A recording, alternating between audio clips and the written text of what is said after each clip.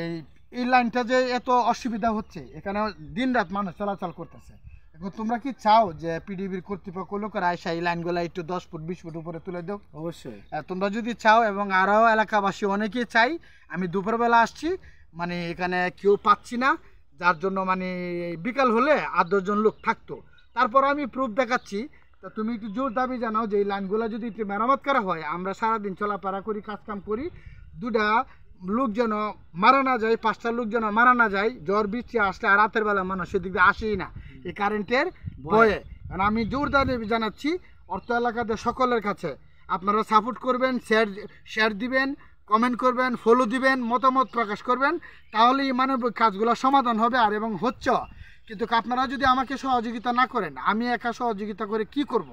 দেখুন, আমি আজকে তাতাকান্দার পক্ষ হয়ে, এই রায়নের পক্ষ হয়ে, এই পূর্ব পীরপুর পক্ষ হয়ে, সকলের পক্ষ হয়ে আমি 2টা জায়গার প্রুফ ভিডিও দেখাইছি।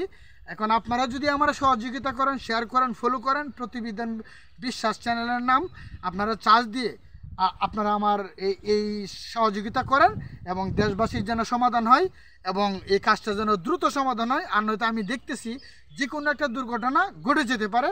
আমি সকলের কাছে ধন্যবাদ। আসসালামু আলাইকুম, ভালো থাকবেন। প্রতিবেদন বিশ্বাস।